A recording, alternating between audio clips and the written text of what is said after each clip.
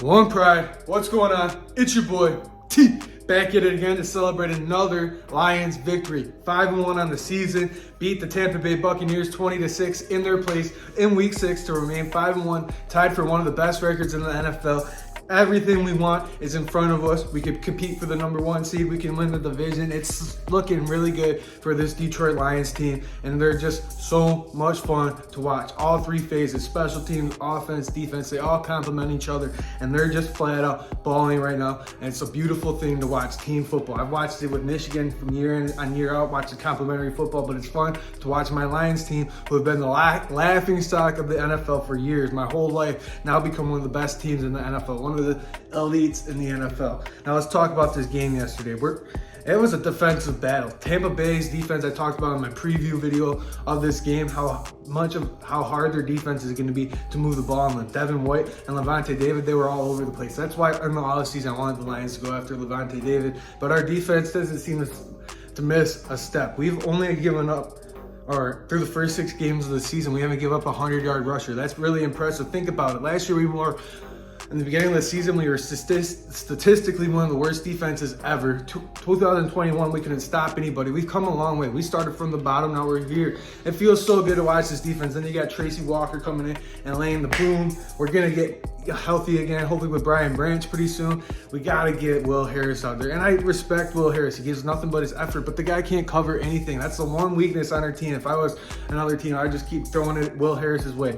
Find number 25 and make sure they're throwing it that way. That's my biggest concern with this Lions defense right now. But they'll get that figured out with Brian Branch coming back hopefully pretty soon. And this is going to be a big game this week against the Baltimore Ravens, but we're going to make a preview later in the week. But man, I am so proud of this defense. The front seven was getting pressure on Baker Mayfield, making him feel uncomfortable. Alex Anzalone flying all over the ball. Have you noticed now that they moved him to his natural position at linebacker, he's just been flying over playing football the way he's supposed to play football? Then you got Jack Campbell lining up, defensive end. I thought Jack Campbell played one of his best football games through his career so far yesterday. He was all over the place. He was making tackles.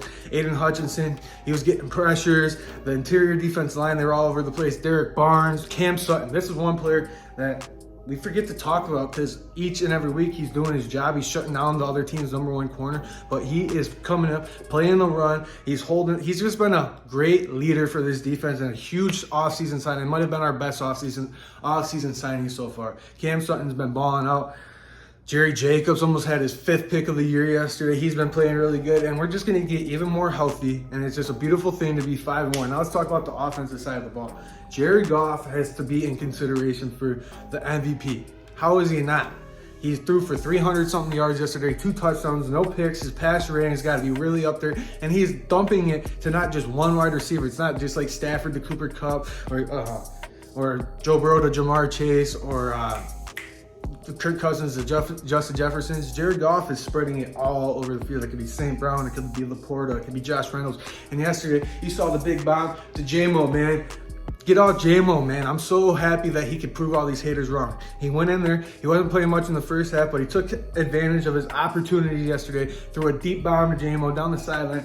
Boom, as J-Mo said, caught it for 45-yard touchdown. Beautiful thing. This Detroit Lions team is balling out right now on offense. The running game, this is something where I'm getting a little nervous. David Montgomery, hopefully he comes back next week. Hopefully Gibbs comes back. We just got to keep getting healthy. But ultimately, if you look at this team, the more I keep watching this team week in, week out, like I said, it doesn't matter who's getting the ball. It doesn't matter who's making the plays on defense. It's just a complimentary team. So whoever goes out, I'm not worried. I really believe it's the next man up because this team is playing with so much confidence right now.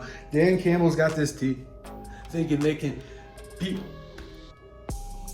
and play anybody, anywhere, anytime, and they're going to come out on top. And that's awesome. It's awesome to go in as a fan expecting to win football games. Even when the Lions sucked, I expected to win football games. But now to actually not have this false delusional belief and actually have this team go in and dominate teams. They only gave up 6 points to a team at their team only scored 6 points at their own place, and they were 3-1. We're 4-1. Now we're 5-1, one of the top dogs in the NFL. How does that feel, Lions fans? How does that feel, One Pride? How do you feel right now about the Detroit Lions? Let me know in the comment section down below, because I am feeling so fired up about this team. I love everything about this team. Let's keep this thing rolling. That's just 5 5. Let's go get 6 next week against the Baltimore Ravens in Baltimore, man. Like the video, comment down below what you guys think. Subscribe to the channel to please keep helping this channel grow. I'll see you guys in the next one. Peace.